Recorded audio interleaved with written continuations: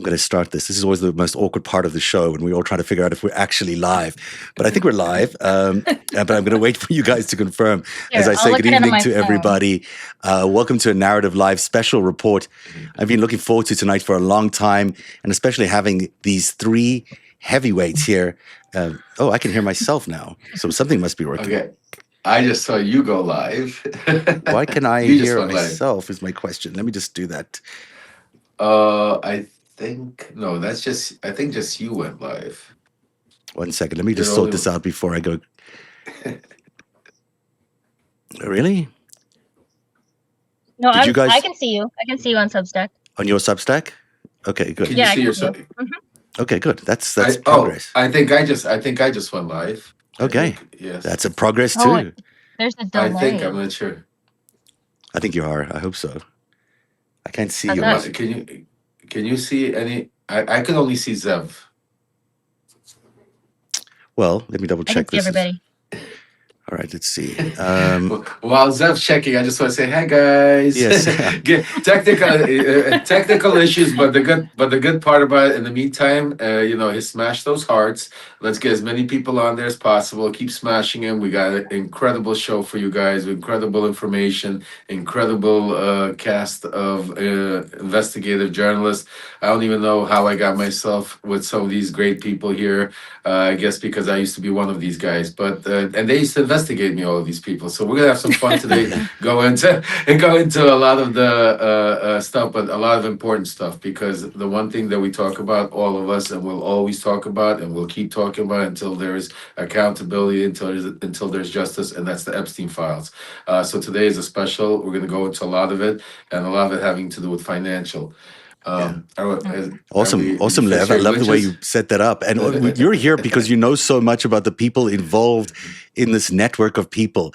And what triggered tonight's big special, it's titled "What Everyone Is Missing About Epstein," is the financial crimes. Really, what we are beginning to uncover, and I've been doing this in my new series, The Greatest Heist Book 2, now reaching chapter 8. So we've really got into some nitty-gritty, where I explain how $6.7 billion was repaid to Jeffrey Epstein and his network of friends by the Fed, we believe, by the way, taxpayers' money, if we're correct about that, at the time when the entire economy was crashing. If you remember back to 2008, Bear Stearns collapsed, then Lehman Brothers collapsed. As Bear Stearns was collapsing, they got bailed out by JP Morgan, the bank, JP Morgan. And in that process of getting bailed out, along with the Treasury's help, only liquid funding, which was an offshore holding created by Jeffrey Epstein, only that offshore holding was saved and got paid back in full, $6.7 billion, while America lost their homes, while Americans lost their dreams, while, we'd find out later the stock market crashed completely. These people were able to walk away at par on their investment. And there's very little known about liquid funding and why it existed. But the reason we think it existed is because it felt to us like a vault, a place that they could squirrel away the assets they wanted to protect. And then, by intentionally crashing Bear Stearns and intentionally having people in place to buy Bear Stearns inside JP Morgan, they were able to control getting the payout, getting the Treasury to pay it out, and also making sure that all these assets were controlled by JP Morgan. And the reason why we're so fixated about this transaction is because Jeffrey Epstein was also very, very close to Jess Staley, who was a very senior executive at JP Morgan. And also, he was very close to Jamie Dimon, although Jamie Dimon claims that he never met him. It just can't be true that he never met him. There are too many transactions to possibly have never met. In fact, I think that they met all the way back when Wexner and Epstein and Staley and Dimon coincided in Ohio with Leslie Wexner, the some people call him the godfather of all of this, but we'll find out when he testifies soon. So with that in mind, I'm so thrilled to have Ellie Leonard, Lev Parnas, and Kate Justice here. Everyone knows Ellie by now. She's becoming an extraordinary figure in the investigations of Jeffrey Epstein and someone who's looked at these files incredibly closely. We know each other way too well. We're sharing chats way too late at night about a whole bunch of 3 things. a.m. But and you come up with something really fascinating tonight, which we're going to touch on, which is this mystery email that was sent by Jeffrey Epstein, which appears to be dictating his plea bargain or plea deal to Alex Acosta. So we're going to get to that as well. Lev Parnas, everybody knows as well, extraordinary insider who's turned good and is now busy telling us exactly what was going on inside this extraordinary network. And Kate Justice might be new to everyone, but also doing some impressive work on the Epstein investigation. Tonight, she was forwarding around this email that was all about how Scott Bessent, our Treasury Secretary, is connected to Ehud Barak and also connected to Jeffrey Epstein, and maybe a reason why he's burying the Epstein files. Everyone was in the loop, says Lev Parnas. That's a great T-shirt. Well, do you want to kick us off, Lev? Talk a little bit more about what that T-shirt is all about and why you think, why we know everyone was in the loop. Well, it's interesting. It's the T-shirt started off back in 2019 when 2020 when I did my interview with Rachel Maddow, and that was the very first time everybody really got to hear and understand that Donald Trump, AG Barr, and everybody was in the loop. Vice President Pence. I mean, everybody was aware of the pressure campaign that we were doing on Zelensky at the time. Well, I thought it was important to bring it out now because we're seeing the same thing with the Epstein files. You're starting to see a pattern. We were just talking offline a little bit here with Kate and Ellie and Zev before we jumped in about how everywhere you turn and how everywhere you look, you're seeing the pattern of certain individuals, certain powerful players in certain countries, like Ehud Barak in Israel, like the Russian oligarchs, which were Vexelberg and others lead directly to Putin, and obviously here in the United States, it came. The point of origin was Epstein, but Epstein was like a source to many different people that we're trying to get an understanding to. And I think what Zev is talking about, I think this is extremely important because usually we're concentrating on, and which is I think extremely important, is the victims, is the survivors, and to try to get justice for them, to try to get accountability to those perverts and to those pedophilia, inhumane individuals. But we also talk about there has to be strategic ways of also getting these people, because not only were these people some of the most horrible people when the things they did to these young girls and to these young children and women, but also how they controlled our world markets, how a lot of people that don't know, I mean, how these people were involved in certain, like in 2008 when we had the downfall, the crash with the a mortgage market, when we had other situations, and how they made money on it. You're seeing little twirts of it because Donald Trump is doing everything in the open now, where he comes out and says, "Hey, I'm going to announce today's a good day to buy because I'm going to announce tariffs." At 9:00 in the morning, and then the market rushes, and you see him playing all of these games.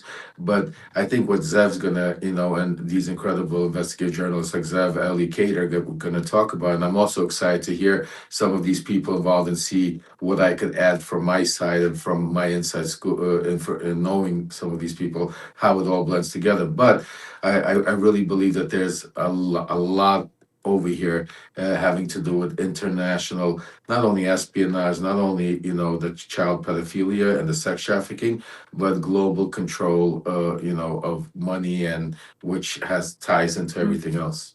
It's such a valid point you're making there, and it's so important that everyone understand that this is a vast network, that everyone was in the loop. But one of the people that I think was also in the loop, and the other thing you mentioned there, Lev, which I think is so profound, is a lot of people made money as the market was crashing in 2008. One of those people who seemed to make a lot of money in 2008 was Donald Trump. His empire went from in the 90s from being in debt to about $1 billion, $900 million in debt. And by the end of the 2000s, he was worth $1.5 billion. That's $2.5 billion more than he was worth in the 90s after this huge downturn. Now, this is, he could be a very lucky investor. He could just be a very smart guy who's just invested in all these really smart things. But that's an infinite improvement on his financial system, on his financial scale. And he'd done it also several times in his career. He was the bankruptcy king, able to get himself bankrupt and then bounce back even richer on the other side of that by utilizing the bailout, by writing off debt, by restructuring things. Now, some might call that just smart accounting.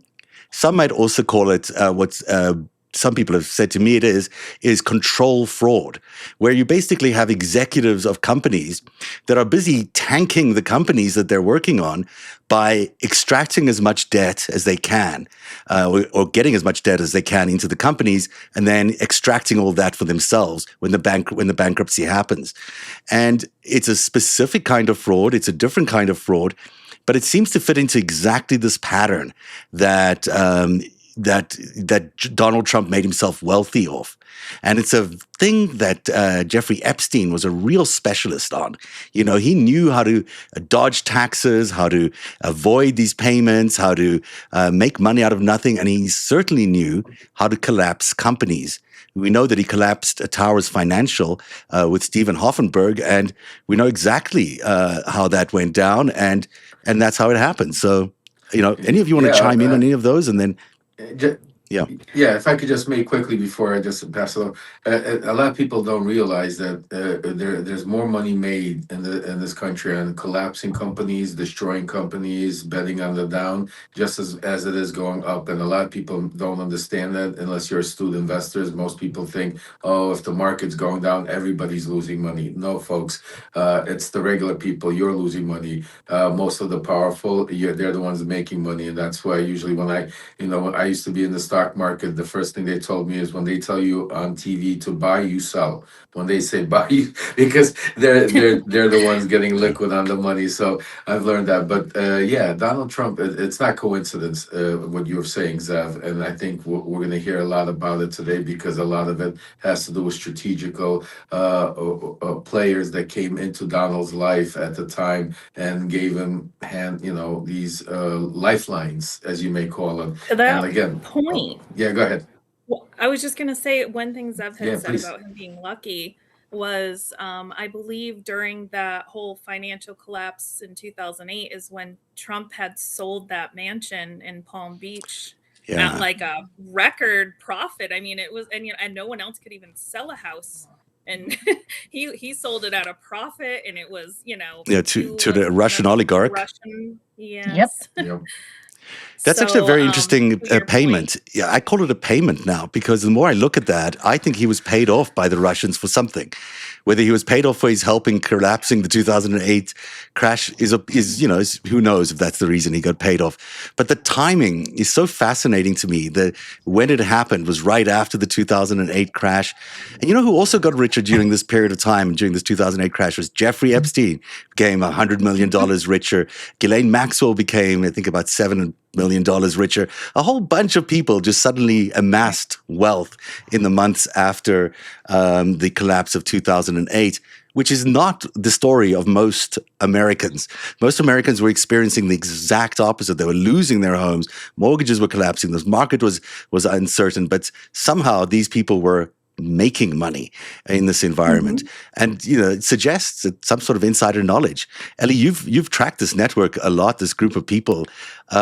Yes. Does any of this strike a chord with you that there's a financial network here as well? Yeah, well, I mean, I'm finding little kind of nuggets as I'm going through the files lately. I was just looking on my Substack. There's something called the Southern Country International Limited, which is a bank that he created offshore that continued to receive payments after he was dead, and these like multi-million-dollar payments in this offshore bank that he had created. And nobody knew why those payments were continuing to be moved offshore, even after he died. The assumption is that he was trying to make his money unreachable by probably some of the survivors. But also what you and I were looking at earlier this week was this arrest in 1993 for like stealing Department of Treasury checks and mail fraud, and then how he was so wrapped up in, even in late in life, he was meeting with the Department of Treasury. And it's like, why is this rando from New York City meeting with the Department of Treasury to make decisions, and then talking about like the Chinese global market and like all the financial markets, and telling the, I think it was the vice president of the Chinese financial, I don't remember what it was, but he was telling him how to get a loan from the US and like what's the best way to go about it. And I just thought, why are all these people looking to this guy to make these really, really big decisions? And I just think it started small and it just really, really, really built up. Yeah, I mean, I think what you're saying about that, that's a very early crime that you found this week, which I hadn't really, I mean, we'd known about, but I didn't pay attention to. But it's such an important find in terms of understanding that he had a career in financial crime. This was not something that Jeffrey Epstein did as a side job. This was the job, was financial criminal activity. And I remember Steve Hoffenberg saying that to me, that, if Epstein was involved, there was this financial crime involved. He says there was no other reason to have him involved in anything. And so it's interesting that the network he had, and especially the network inside JP Morgan, was so interesting because, he developed relationships with these executives where, some of them, even Jess Daly, would call him boss. Jess Daly was the head of private banking or something like that. And he was calling Jeffrey Epstein up for advice on everything and calling him boss. Yeah, and as you point out, Ellie, he even consulted on the 2008 crash from jail, from his house arrest. He was consulting with them while under house arrest, which is stunning. Jez Staley is like, don't tell anyone that I came and gave you a hug. Like their relationship got very odd and so far over the line of a business financial relationship. They were clearly very, very close in later years. And yeah, during his house arrest, he wasn't supposed to leave the house, and Jez Staley was going to visit him. And they were going places, they were leaving the house. He was breaking all the rules, and they were just like, oh, let's not get caught. It was just very, I don't know. I always say that when you read these emails between like Jez Staley or like Larry Summers, they just feel so Dear Diary. They don't feel like a couple of guys at a bank. They feel very much like, riding home from summer camp. It's very, very odd. That's so interesting. It's Bear Stearns that is where Jeffrey Epstein started his career. Was at Bear Stearns, is where he got into some financial crimes trouble at Bear Stearns. That's why he left so quickly. And Bear Stearns was also the broker of choice for Donald Trump and Robert Maxwell. So that's one company that was the first to trigger the collapse of 2008. That was triggered by Jeffrey Epstein. Bear Stearns. Ace Greenberg. Ace Greenberg, right. I know Ace very well. I mean, I'll tell you a little Ace Greenberg story. Yeah. So I'm 16 years old, or I'm 15 years old, and I'm selling the Daily News, New York Post, and me and my cousin are selling it. And there's this one guy I keep calling nonstop, doing this pitch to sell him the newspaper, 25-cent newspaper. This guy wouldn't buy it no matter what. I'd pitch him, he'd never buy it. Finally, I left to do whatever I was doing. My cousin stayed behind. I gave him the phone number. My cousin calls him. This was like after 6 months of me pitching him. Calls him up and he goes, listen, kid, you've been doing good, because he thought my cousin was me. He goes, come in, I'll give you a real job. It was Ace Greenberg, and my cousin ended up working for Bear Stearns. That's how I got on Wall Street, basically. So it's an interesting, just when you mentioned Ace Greenberg, but he was a player. Ace was definitely a player, and Ace was definitely somebody that looked the other way and would play. Bear Stearns was on the same. They weren't on the same as the Merrill Lynches at that time, but they definitely they were a major powerhouse, especially with bulletin boards, pink sheet stocks, a lot of these unregulated stocks and bonds also. Also, these mortgage-backed securities, right? I mean, this is what Donald Trump built his empire on, was on Al giving him all these mortgage-backed securities. No one wanted to bank with Donald Trump through the 90s and 2000s because they'd all lose their shirt. But the one person who would agree to keep doing it was Greenberg at Bear Stearns.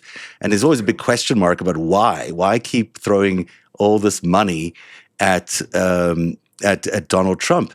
And one of the answers may be that it was being pulled in by Jeffrey Epstein into liquid funding.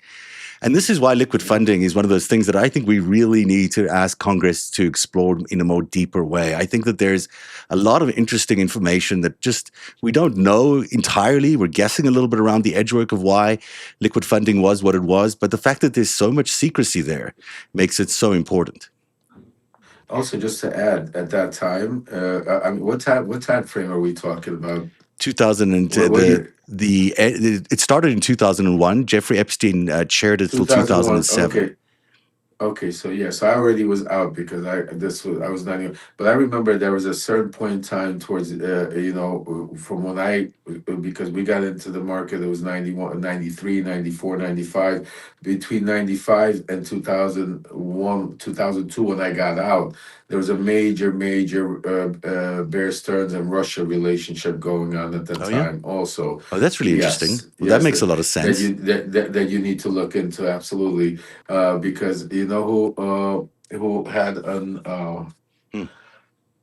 I'm not gonna, don't quote me, but Okay. do me a favor. You guys take a look, because if I might be wrong on this one, but take a look at Mogilevich, and take a look Mogilevich. at Mogilevich, and then and I'll get you another name. Take a look at Bear Stearns at that time, because they were running deals, because that was a very big penny stock time frame where it was a lot, the mob on Wall Street. There was a lot of Italians, a lot of these companies, and Bear Stearns was considered a top tier firm, but they were still there, allowed a lot of things to go under the radar. It's so interesting. Mogilevich, of course, was tied into Robert Maxwell. They were business partners way back when. And so if Robert Maxwell was a customer of Bear Stearns, that connection might be right there for us to see. And it's interesting, of course, the empire that we think that Robert Maxwell's empire landed up in Jeffrey Epstein's and Ghislaine Maxwell's universe. Ellie, your reaction to some of that stuff, to Bear Stearns and this growing profitability of Donald Trump, what do you think the relationship between Trump and Epstein was really all about? I think it was about money. I mean, obviously it was very money based. I think they're very, at least on that level, they were very similar, and that competitive, the only thing that Epstein was really, really, really transparent about talking about Trump and his emails was about that last deal with Maison de l'Amitié in Palm Beach, and how when Trump bought it, or when he went behind his back and he, bid more money after they had talked about it, he bid an amount of money that Epstein knew he didn't actually have.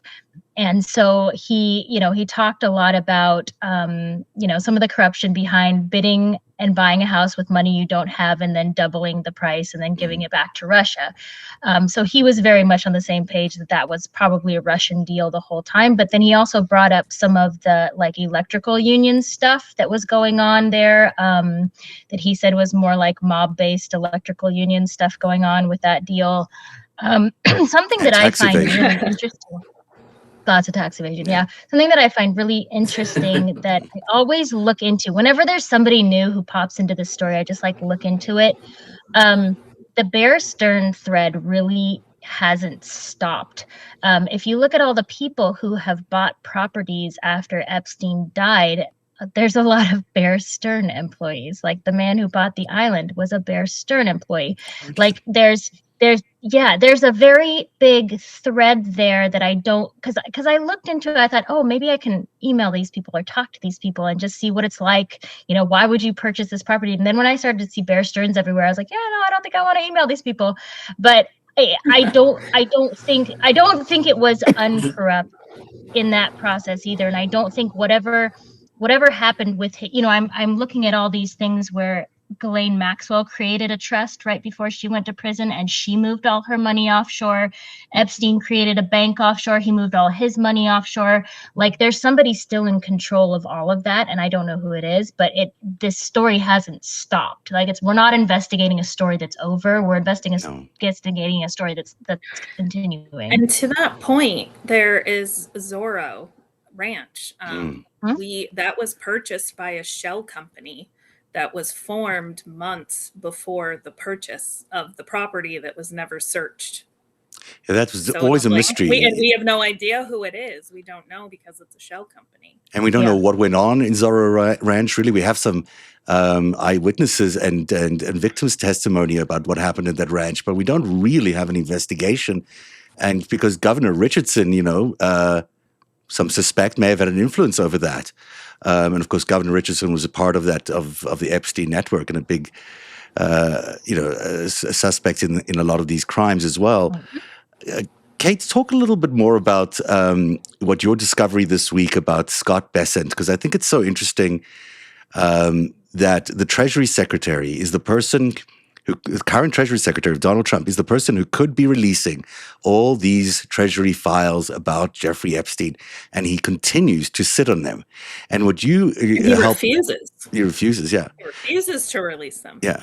And you found out this week, or through someone else's reporting, you've reported this week that there is a reality that he was involved with Epstein in a business deal that tied him to Ehud Barak. This is the current Treasury Secretary involved in an Epstein business deal. That is a remarkable claim. Yeah. So what I learned, and I think his name was Jack Paulson. I think that's who the original investigator was, that I found his report. So go read his. He really did a good job explaining it. But just kind of a quick summary of it. Bessent was overseeing the Soros Foundation. I'm not sure what his official role was, but he was overseeing money there. And Barak had a consulting agreement with them. So he was paid. Did I lose you? Can you hear me? Yeah, we could hear you. Froze on my okay. But he was paid by the Soros Foundation.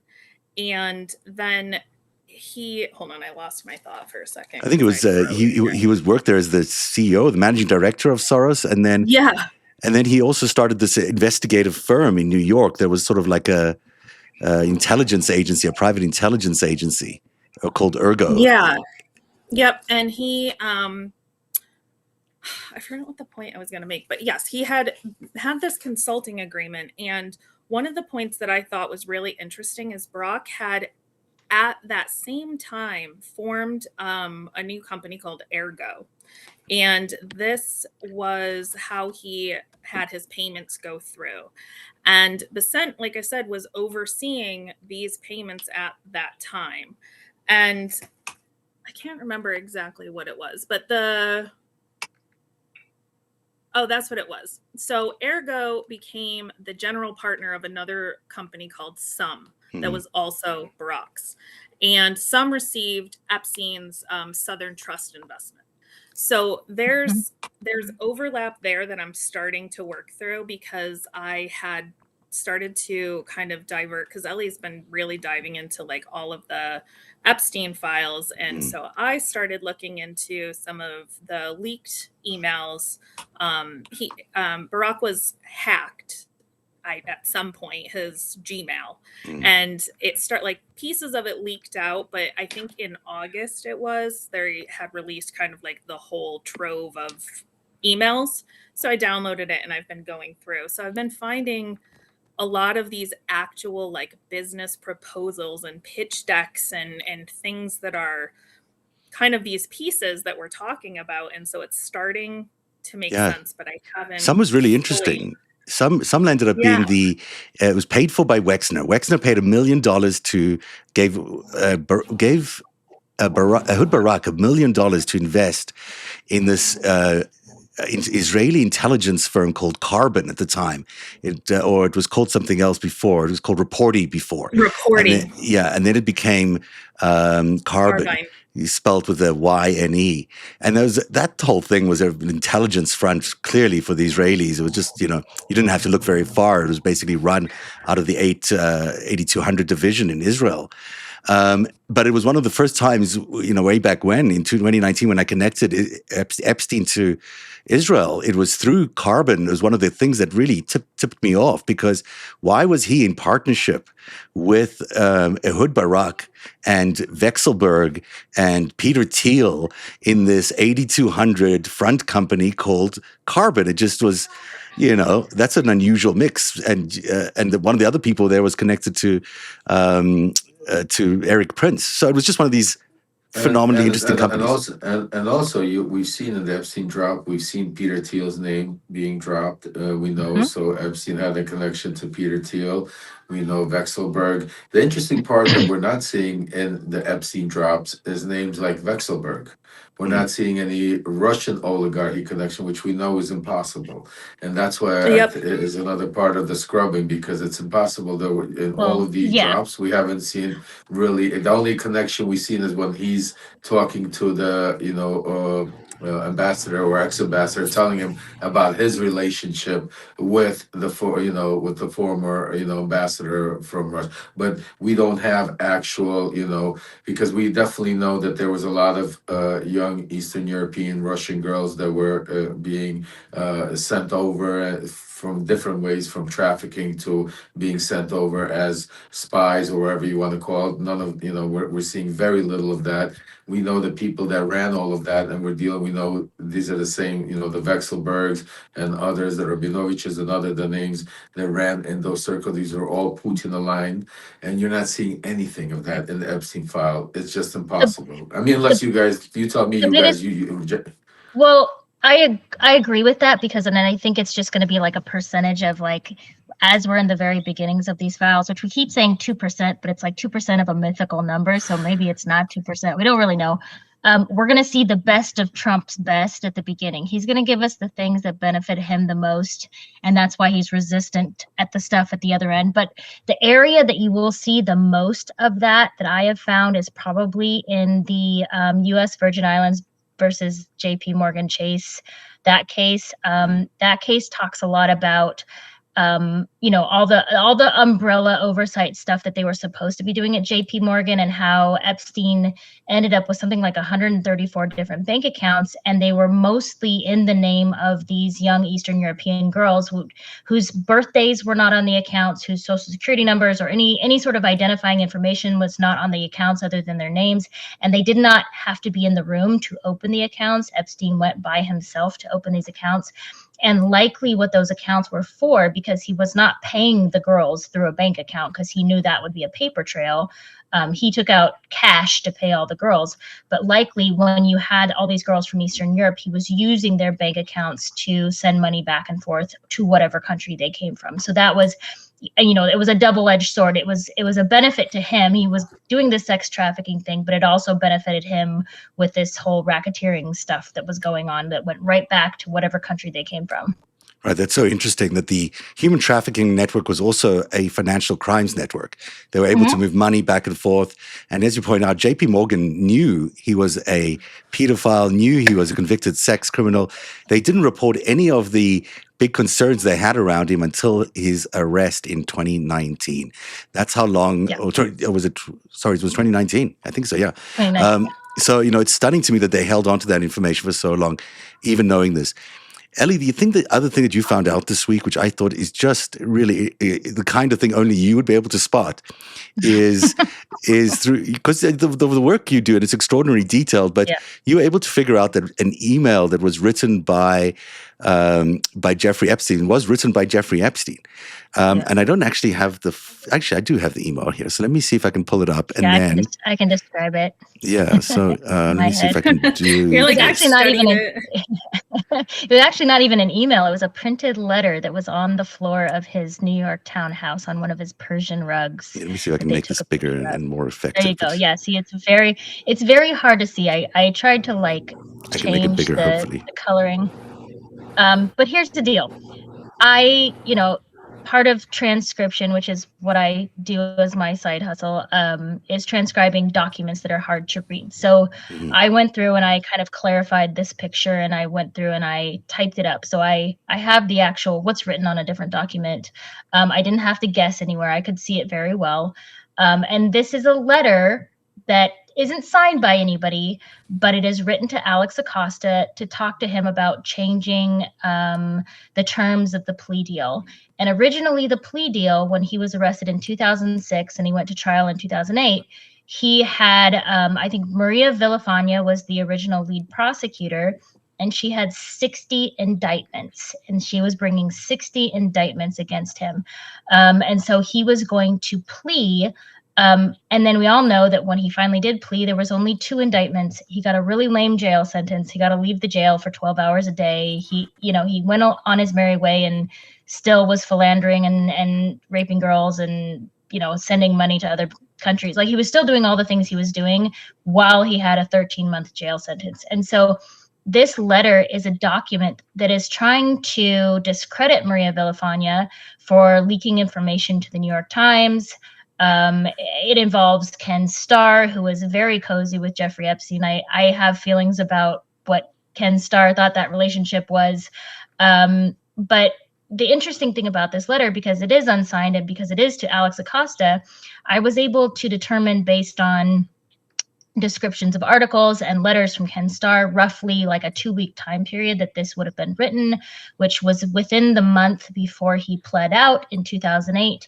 But also, this letter is supposed to be written from his legal team to Alex Acosta to change the terms of his plea deal.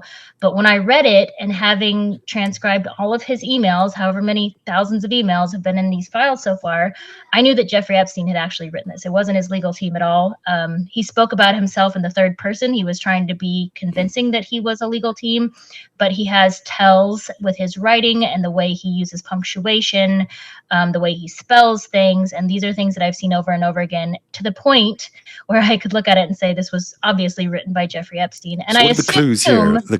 In this email here, what are the clues that tell you? You can't really see that very well. Okay. So the clues are, it's just like he does a lot of double commas. He'll just put in random punctuation. He'll use a quotation mark instead of a comma. He'll use a dash. He'll use he never capitalizes. Yeah, lots of spaces and then another period and then another comma. I mean, just very, I don't know if he was dyslexic or if he was just in a hurry, but this pretty much explains, and this is one of these emails that he was sending himself. This is a notes email. This is something he would have sent himself to remember things. Yeah, it's a good email too. Interesting the names on there. Isn't that interesting? Right? Yeah, Sergei Cherkin, Khashoggi. Yes. Jess Staley's there. Chomsky. So this is a week before he got arrested. This is a week before his arrest at Teterboro, and he's writing these names to talk with Bannon about, because at this point they were emailing all day, every day. So this was a reminder of things to discuss with Bannon, because they were still talking about making a documentary, and he wanted to go over all of this stuff.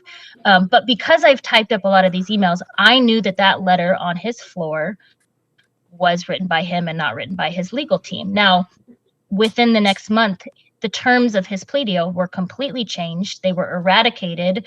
Maria Villafana was discredited, and we all know the story of the sweetheart deal. And so I am now in the process of trying to figure out if that letter was sent, who it was sent to, and did it have an effect on the terms of his deal? Because if it did, that's pretty groundbreaking.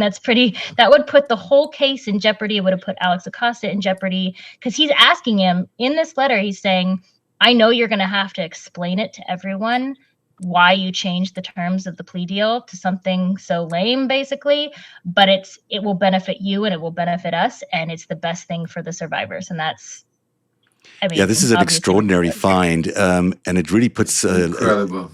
It puts us into a real framework of what happened at that time, because that particular date that you circled around, May 19th, 2008, which was a very busy time in the prosecution of Jeffrey Epstein. And I'll go through some additional documents, but go ahead, Lev. I know you want to jump in here. No. I was saying that's incredible work that Ellie that we were talking about yesterday. Please continue. I'm fascinated by because just thinking about taking a look at that letter and watching the names and the timing. The one thing that really, and I will just say this before we continue this, because we have about a little over 2,000 people here. One of the things we're doing, folks, is we're trying to get accountability here. All of this work that Ellie, that Kate, that Zev, that we all do here, and we're trying to get accountability. We have a petition out there. For those of you that don't know, put it out there. Ellie's put it out there. Zev has put it out there. Kate, I've been putting it out there. It's a petition. It's very simple. It costs no money. It just takes a name, but it's to get right now, while we're waiting for more Epstein results. Just think about what Ellie just said right now.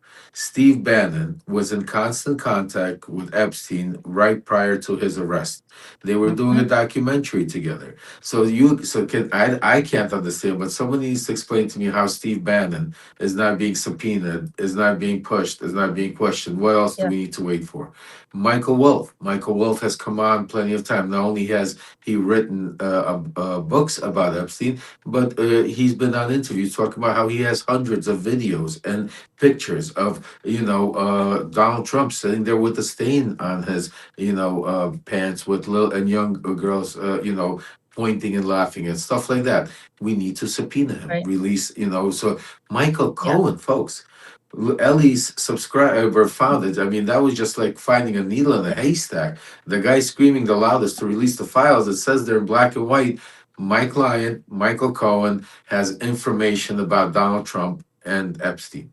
This is simple Yep. stuff, and there's a lot more. So yes, do the Clintons have to go? Absolutely. Everybody that has been involved with Epstein needs to get subpoenaed. So folks, if you can, please share that petition, sign it right now. Make sure we get the names because we need accountability. The only way we're going to get accountability is if we show them that our voices matter and that we want. This is what we want. Don't wait till everything else, because you know what? I don't believe we're going to get everything else. I believe right now there's major scrubbing Yeah. going on. I believe that there's, like, for instance, when it comes to Michael Cohen, if you take a look at the chain of events that transpired right after Ellie ousted him with that fine that he was in the Epstein files, the next thing he knows, he writes a letter saying that Tish James and Alvin Bragg all of a sudden coerced him. Next thing you know, Donald Trump, right-wing media is all over that. And the next thing you know, Pam Bondi comes out, writes a letter saying, we're not going to give you anything else from the Epstein files. Here we are, So, and my source are telling me that there's another proffer there that came Yeah. from Cohen saying that more information about that Jane Doe case, which we all believe is the Katie Johnson case, and we're going to do everything we can prove it. So, folks, we're going to get back into it. But right now, while you're watching, go to the petition, sign it. Everybody, that we have 2,000 people. We should get at least 2,000 signatures right now. In the meantime, let's continue. But I just wanted to throw that in there. It's awesome. Yeah.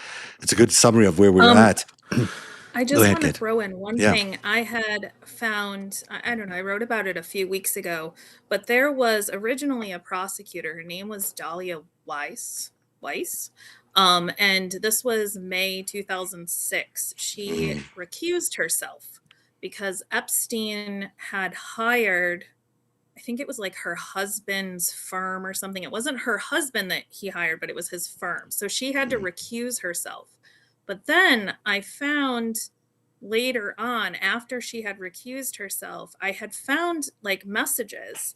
And this was when they released the files from, I think it was the police department in Florida, in Palm Beach, where they had originally done this. And so this particular message was from her, the prosecutor who had recused herself, to that office, the legal office that was representing Epstein. So not even, prosecution or anything. It was his Kirkland Ellis. team. And it was, yes, I think Barry Kushner, something like that. This was a message to him from her saying, heads up on a call you'll be expecting or receiving. So like she was clearly working on things, like she was giving information, and the fact that this is in the case file, I mean, it's not like she was just telling them about some random case, like it's clearly related to this. So what I am trying to figure out is if she supposedly had recused herself, but was still continuing to coordinate on the case in this way, does that impact it? It could be. I mean, the entire Dream Team was worth millions of dollars. They had this extraordinary team: Ken Starr, Dershowitz, Lefkowitz. These were big names for what was a small crime, really. When you think about it, he was procuring a prostitute in Florida. Why all this effort to bury the story? And there are two things that are important, Ellie, that's just interesting in terms of context, in terms of that plea deal. He agrees to a non-prosecution agreement in 2007, if I'm not mistaken, right? It's early on. And then he doesn't plead guilty until 2008, sometime in 2008, and in June 2008, if I'm not mistaken. So what's going on in that time is they've agreed to a non-prosecution agreement, and they basically are hoping the whole thing is shut down. And then they were going to try whittle away. This dream team was going to try water down his non-prosecution agreements until there was basically nothing left of it. There was not going to be a plea deal at all. He wasn't going to plead guilty. Marie Villafana, who I have a lot of time for, just in terms of reading her about her story, she was smart enough to tell them that if they don't get their, asses, if you will, not in those words, in front of a court, in front of a judge, and plead guilty, they were going to continue with this investigation that she had launched, which was a financial investigation. And so the financial investigation really worried Jeffrey Epstein, I think a lot more than the other investigation.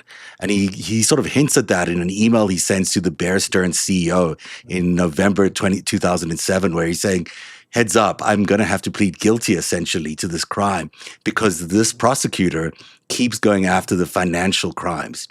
And one of the things that she did, and all of this attention may have come at this time, is she calls Wexner. She calls Leslie Wexner, and she asks him about his relationship with Jeffrey Epstein, financial relationship. And that may have triggered a lot of this frenzy that we see around May 19, 2008, where you've got Epstein penning this letter that you've discovered. It's a really important letter. And also I'll just go through some of these others that are I'd love to hear your thoughts as you go through them.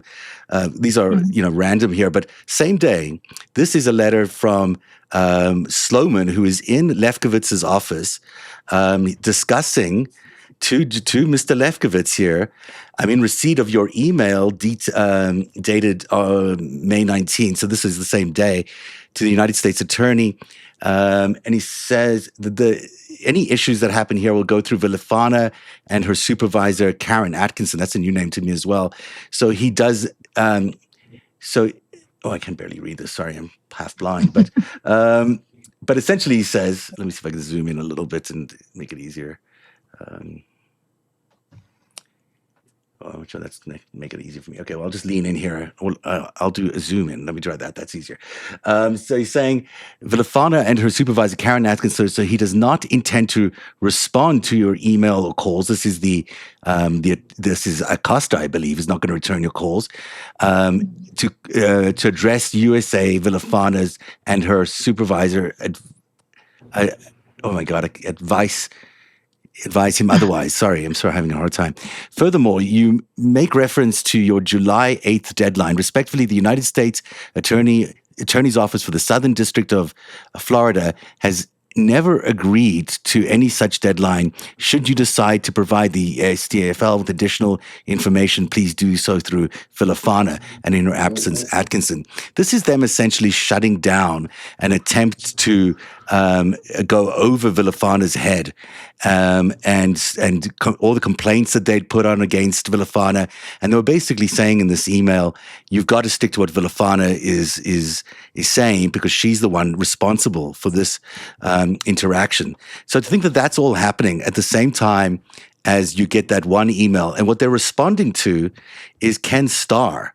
Ken Starr's email is, and you can tell us more about this one, I think, while I try to find it here. I think this is the one. This is the later one. This is May 27th, the additional email they sent there. This is the original one from Ken Starr to Mark. Same day, right? Yeah, same day, May 19, 2008. It seems remarkable that these things were all happening at the same time. And in this email, he talks a lot about how Villafana has been, crooked, and the case is not justified, and he's appealing to the Office of the Deputy Attorney General to intervene in this case and drop the case. So there's a huge frenzy going on. I don't know if you want to say a little bit more about this email. Something that I thought was very interesting is they're talking about this guy named David Weinstein, who's a lawyer, and they're saying David Weinstein leaked all the information about the case to the New York Times to Landon Thomas, who was like a financial writer. Landon Thomas is somebody who was very close with Jeffrey Epstein. If you go through, I think it was the November 12th batch that we got, that was almost all emails. And there's a huge, and I don't remember if I posted them or not. I think I did. But there's a huge batch of Landon Thomas emails. And I don't know if Epstein liked him as much as he liked Epstein, but he clearly was very, very interested in Epstein. He wrote to him all the time. They were very connected. And so the idea of this lawyer coming to that specific writer. Well, Landon Thomas immediately turned tail and went to Epstein and told on David Weinstein and said, somebody's trying to ruin your life. And I just thought that was very, very interesting that it was that specific writer, because he's of all the people at the New York Times, he was the journalist who was the closest with Epstein. And a business writer. Go ahead, Lev. Mm-hmm. Hey, quick question to all three of you. Gerald Lefcourt, that was Epstein's lawyer? One of the lawyers, yeah, certainly part of the dream team. Have you guys ever spoke to him? I've never spoken to him, no. I've certainly read a lot about him. But you know how crazy this world works? He was my co-defendant's lawyer. I just realized that, and I have it's not that crazy. Look us up. Let's look us up. Yeah. So I mean, it's interesting, but I'm gonna reach out to him, and we need to get him on here. Yeah, let's do it. Yeah, who wants to chat? Ellie, you want to talk to him? Who wants? Put Ellie on it. Ellie, I'm gonna. Yeah, do it. Not what I want to ask him. Yeah, well, I can't really believe that. Tell me more about Lefkow, because this is really because I have a really. I don't want to reveal the total, but I have a tremendously good source and relationship with that talk to me. Well, for one thing, he was Kirkland Ellis, right? So everyone at Kirkland Ellis is somehow involved with this network. You got Jay Lefkowitz, you got Acosta, by the way, who landed up working at Kirkland Ellis after he left the employment of the U.S. government. Jay Lefkowitz was there, obviously, as the attorney to Jeffrey Epstein. So was Bill Barr, by the way. So that whole very, very powerful legal entity, Kirkland Ellis, lots of questions. Has is a hub of activity around that, and a lot of the people. You don't involved. happen to know Bill Barr, do you? We'd really like to talk to Bill Barr. That would be helpful. Bill Barr. Oh, I know him very well. Right. Yeah. This was where the shirt came from. This is where the shirt came from, because I mean, this is what I said when I remember on Rachel Maddow in 2020 when I said Bill Barr was in the loop. Everybody looked at me and said, "This guy is an idiot." They said he doesn't know what he's talking about. Now everybody understands who Bill Barr is, and to what degrees Bill Barr has gone and is still going to and still hiding. No, but this is extremely interesting information that you got that we're gonna follow up on literally today. I'm gonna, as soon as we get off this, I'm gonna start making some phone calls. Because first of all, from what I'm going to tell you, from Gerald Lefkowitz is not, I don't think, the same Gerald Lefkowitz that maybe we're talking maybe it's about. different. This is Jeff Lefkowitz. No. Is it? I thought I saw Gerald Lefcourt. Maybe it's. Let me double check that. Take a look. I think it's the same Gerald Lefcourt. He not. also did a famous case with in Chicago, I think, with the 8. I think. Hold on a second. Let me pull this back. Because he was a fan. Yeah. He was Abby Hoffman's activist for the Black Panthers. That's the same one. Gerald Bernard Lefkowitz. Clients including registered sex offender Jeffrey Epstein, the Black Panthers, Speaker. He represented. Remember the Black Panthers and Abby Hoffman. The Black Panthers in the 8 that's where he became famous from. No, this is Gerald. I know Gerald very well. So what's interesting about these people and this particular date is they were trying desperately to do two things. They were trying to get the U.S. Attorney's General Office in Florida was trying to get him to actually go in front of a judge and say he's guilty. And they were trying to, the network itself, and Jeffrey Epstein was trying to get them off the scent of the financial crimes. And because that's the investigation they really wanted killed. There's a lot in the non-prosecution agreement. They agree that if he pleads guilty, they'll drop both the financial crimes investigation, the money laundering investigation that opened, and the sex crimes investigation. And so he had to do it. Everyone always wonders how come he's so powerful and had to plead guilty. Marie Villafana would refuse to let him off the hook during this whole thing. She kept pushing and pushing and pushing. And all of this was happening at exactly the same time as this crash was happening, as Bear Stearns was collapsing. So had they come any closer to him, they would have identified the crime in progress. Yeah. Yeah. I have one more question. I have because this is fascinating. You guys are putting me on some very interesting I tracks love it here. when Lev gets interested. Very fascinating. This is you have no idea how We're gonna get fascinating 2 this is. a.m. text messages. Yeah. Oh, you have you better all believe it. kinds of- We are on this. We are on this. Tell me. So this is a time frame. So when this is going on, this is what 2008, correct? Yeah. Okay. 2008. When did June. Michael Cohen come into Donald Trump's 2007. orbit? Around So 2000. Michael Definitely. Cohen is okay. So Michael Cohen is in his orbit when in Trump's orbit when this is going on with Epstein right now. Yeah, Correct? and this happens just before the sale of Maison La Amitié. So you got which we Yep. know Cohen was And involved in. So it's definitely was around at that yeah, time. and the other interesting part that you mentioned the sale of his own, because I remember when we were doing the live when he exploded on you, Zev, you also asked. There was an interesting thing he said that you confronted him, and then you confirmed, and you said that it was false. But he was very adamant by saying that the and I forgot the oligarch's name that bought the house. Rabolovlov, I don't say it great. Rabolovlov, I don't know how you say it correctly. Rubovlov. So he said that his daughter then ended up living in the house. Not true. And that's not true, correct? It's That's not another true. lie. And he was adamant about that. I remember he was very adamant trying to tell you that he knows for a fact that she lived there. No. Not in anything I've seen. I've looked at this a million ways, and I have not seen any evidence that anyone. I don't even think he went to see it. Maybe once he went to see it. I don't think that property was ever intended for use by him. It was a vehicle, And he sold it a month. He sold it a month after the plea agreement. Right, and that's so interesting, right? You've got the financial For crime happening. A lot of money. Then you got $95 million. Donald Trump cleared $55 million of that in the middle of a crash. Yeah. So it's pretty good. It's pretty good if you're, Donald Trump. But also, Donald Trump didn't pay a cent for anything. He loaned the money from Deutsche Bank with zero down. They just gave him the money. So why did they give him this great deal to buy a house, which he then turns around and sells years later for even more money? It's just so strange that this is a guy that no one would loan money to. Michael Cohen would know the answer to a lot of these questions, actually. So Go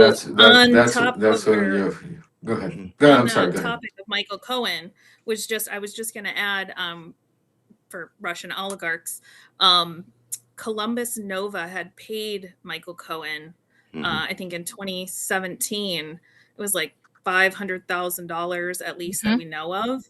And then Columbus Nova had lied about being part of, I think it was Renova Group or something related to one of the Russian oligarchs. Yeah, it was run by Intrata. Andrew Intrata was Vexelberg's nephew or cousin, I think. Vexelberg, yeah. So Vexelberg, just so everybody remembers, Vexelberg was the guy who was paying Manafort, Putin's guy. Just continue. I just want to give everybody the same guy that was connected to Ehud Barak and some organization connected to Scott Bessent, and the same guy who was paying Michael Cohen $500,000 for being a consultant.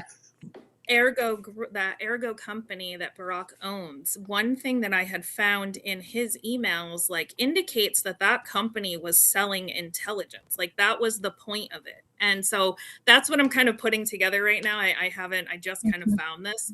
And so from what it looks like, I mean, especially with Soros Group and Bessent and all of that, I mean, he specifically signed this contract with him and asked him to transfer the payments to the Ergo company. And from what I can find, that Ergo company, the services that they provided were, I don't know where they're gathering the information, but it is technically not an American company. So then they can sell it back to whoever, wherever. It sounded like a front. A Fourth Amendment workaround kind of thing too. So there's elements there, but that goes back to that Jeffrey Epstein comment about how George Soros worked very specifically to avoid having to register as a foreign agent by using his. That's for media company using the media.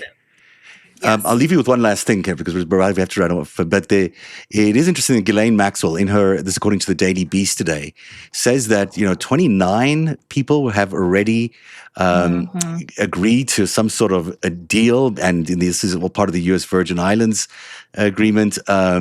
That they're not being exposed because they've already come up with some sort of deal through the USVI. I haven't read into that story much more, but have any of you read about this, that there's a new development today about this? Well, Waj and I did a live immediately last night when we read it. I'm very pessimistic about the idea of her coming forward and naming 29 people. She's supposed to be, she's supposed to be deposed on the 9th, I think, February 9th. I don't know if we'll ever get to hear what she says. My assumption, so she's supposed to say 4 co-conspirators and 25 men who settled basically already. My question is who they settled with. That will be interesting if we get to find that out. The co-conspirators, I can almost guarantee, are going to be the 4 assistants who were given immunity. That would be my guess. She'd name them in a heartbeat because she didn't really like any of them. The 25, I feel like I was telling Kate this earlier, I feel like she's doing a Hail Mary. The 25 people she's going to name, if she names them, will be people that benefit Donald Trump. She is vying for that pardon so hard right now.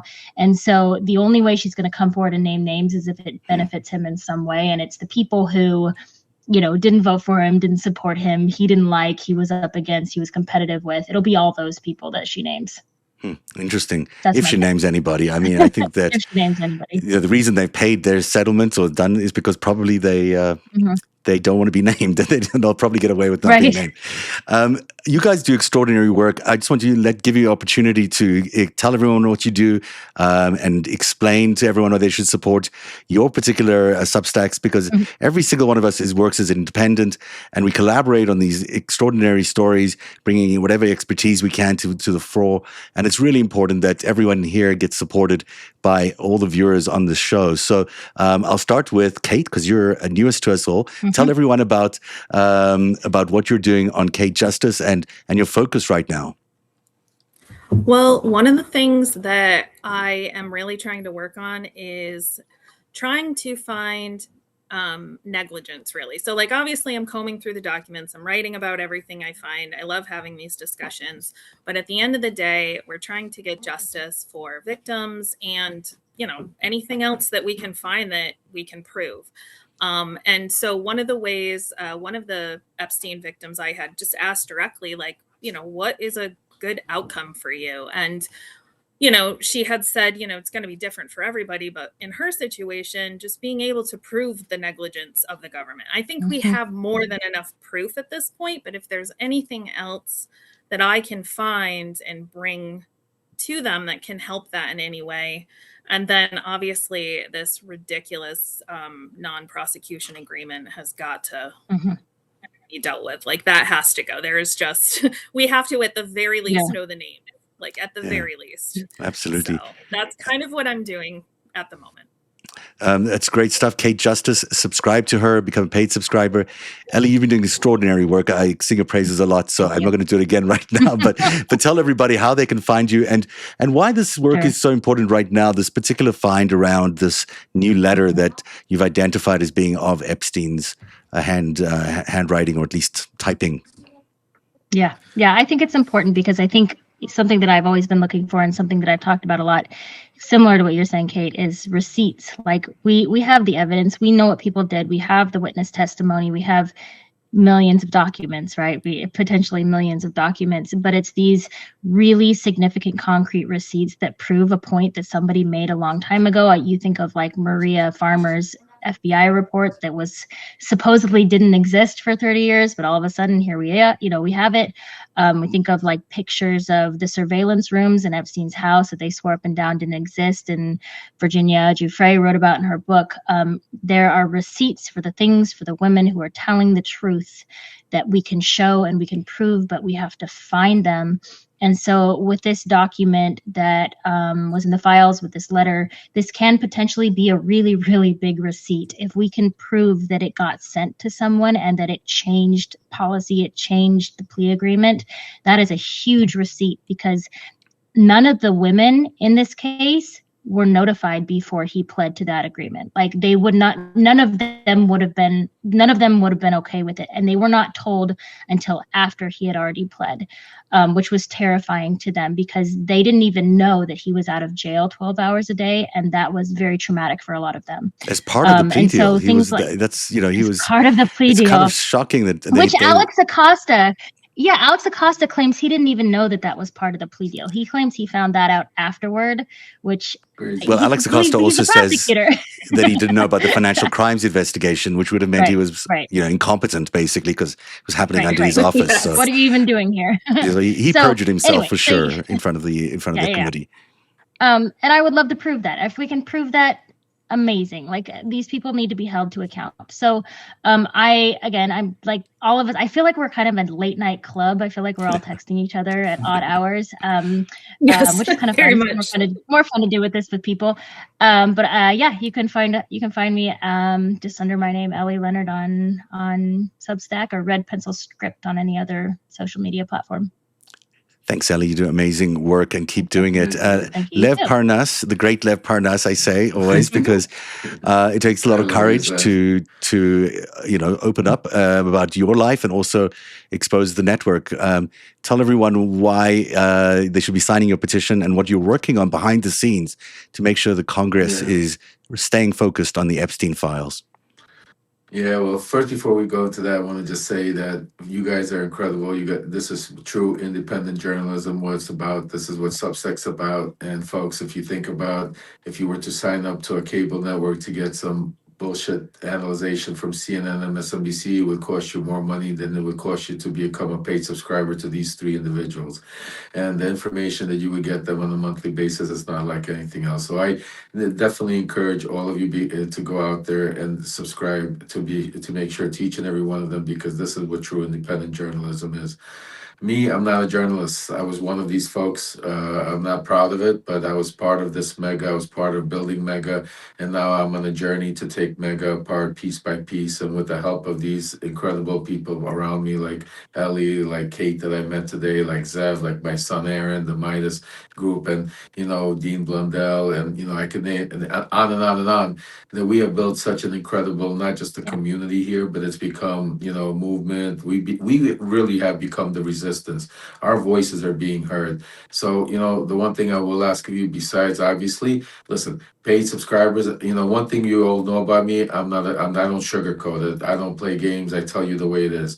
Nobody here has corporate sponsors. Nobody here has oligarchs or big money donors that are sponsoring our platforms. We work off of you. And if you appreciate it and if you like what we do, and again, no pressure, because this is not for everybody. We understand those people that can, and that's why we try to have no paywalls and stuff like that, because it's important to get you the information. But if you can, become a paid subscriber, because it really goes a long way to making sure that our information goes through these algorithms and also allows us to keep doing what we're doing full stop. But the most important thing for today that I'm going to ask you guys is two things, and it's not about me, it's about the survivors, and that's to sign that petition. That petition is very important because just like Kate said, just like Ellie said, just like Zev said, we have more than enough information right now. We have more than enough people right now that we could start subpoenaing, we could start questioning, we could start deposing, and that will lead us down the train. That's great investigative work. We don't need to wait until, if and when that's going to drop, because who knows if one of these guys, what happens if Steve Bannon disappears tomorrow, or Michael Cohen leaves the country, or you have these people here, subpoena him. That's why we have that petition out there. The other thing I'm going to ask you, again, not for me, not for anybody here, but it's for the people of Ukraine. They are suffering right now. They're going through a lot of incredible pain because, again, Donald Trump's way of looking at things and doing things with the Stephen Witkoff, it all ties together. The Russians are tied into the Epstein files. So if you can, we have a GoFundMe set up for Ukraine where miracles are happening every day. If you can, also contribute to that. But those are two things I will ask you today, besides subscribing to these wonderful people. But I'll also say that everyone should subscribe to Lev Parnas and become a paid subscriber because he does extraordinary work, and it is a phenomenal amount of work, and also just a outreach to people that he knows that, we as journalists may not be as connected to, but he has connections in ways that we don't, but also an insider knowledge. And, that takes a lot of effort and a lot of courage. And for that reason alone, we should become paid subscribers to Lev Parnas.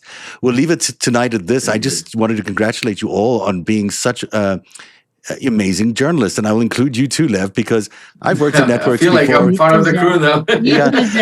Right? I'm just amazed by what the community has done and what the community does through each of us in terms of sharing information. Ellie, you've been sourcing things with your crowd that's remarkable. There's a lot of stuff that's coming to the surface here, and the goal is not to just expose Jeffrey Epstein. The goal is to understand who put Donald Trump in power. This is how Donald Trump got to be the president of the United States. And as he is continuing to whittle away at our rights, as he's continuing to authorize ICE and Border Patrol people to shoot people in the streets of America, the reason we can understand, by understanding exactly who put him in place, is the way we can also stop him from being in place. And that's why this Epstein network, the financial crimes, the human trafficking crimes, they all relate directly to Donald Trump, because it is exactly the same network. And that's where we'll leave it tonight on Narrative Live. Thank you for being here. Thank you, guys. And thank you to being at home. Thank you very much. Cheers. Bye, everybody. Bye. Have a great night. Bye. Take care, guys. Bye, everybody. You too.